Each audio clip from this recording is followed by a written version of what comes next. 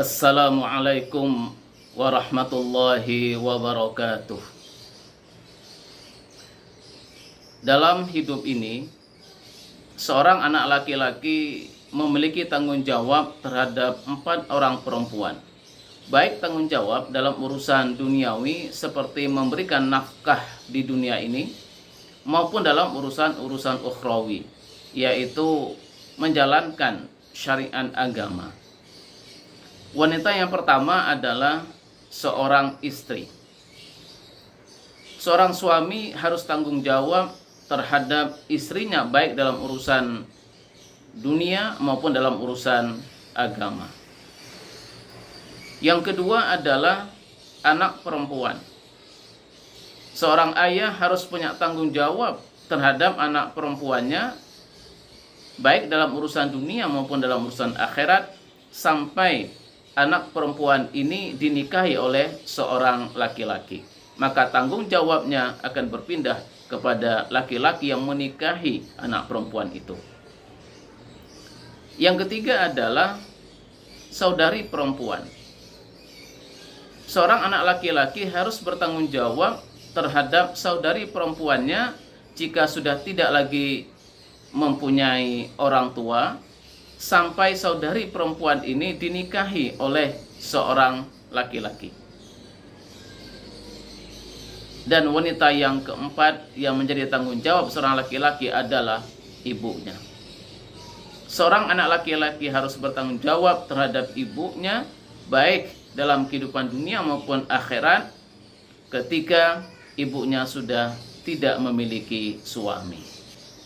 Dalam hal tanggung jawab kepada seorang ibu, ada sebuah kisah yang sangat akrab dalam kehidupan kita, yang sering kita dengar, yaitu seorang pemuda yang soleh yang hidup pada masa Rasulullah yang bernama Alqamah.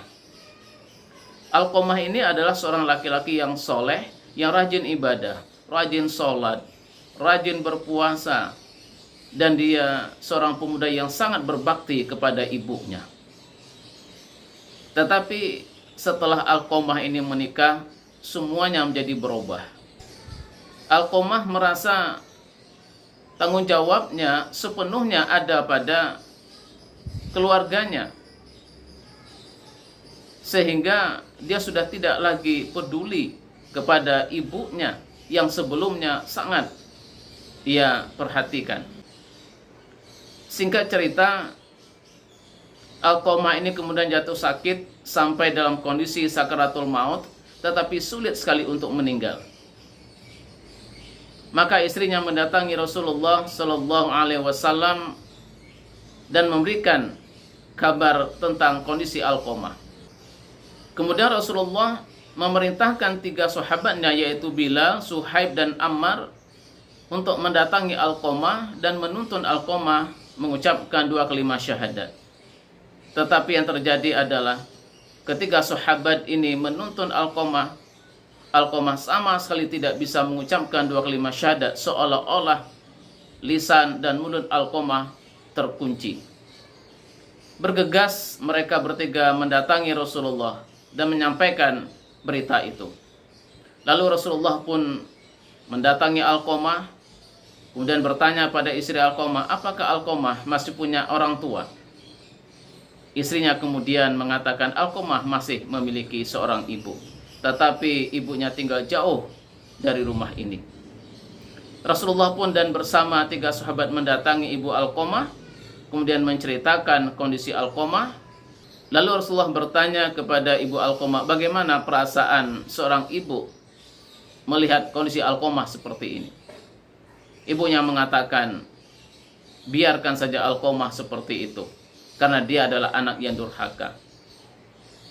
Mendengar ucapan itu, Rasulullah mengatakan, apa kamu enggak kasihan kepada Alqamah?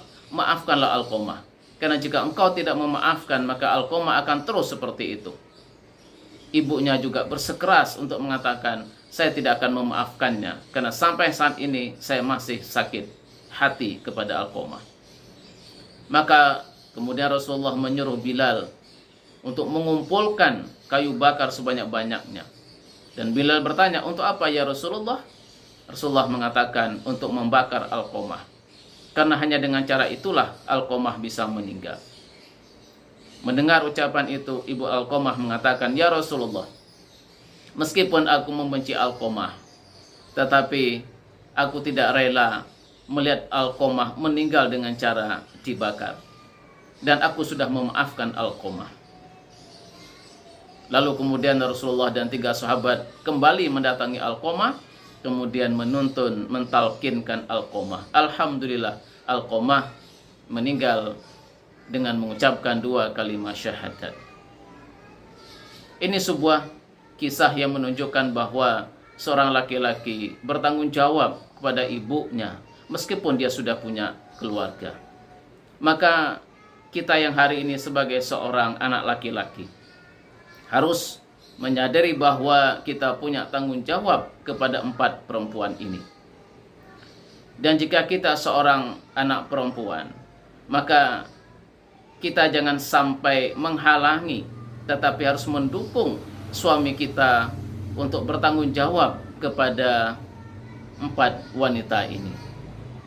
Semoga ini bermanfaat bagi kita semua. Wassalamualaikum warahmatullahi wabarakatuh.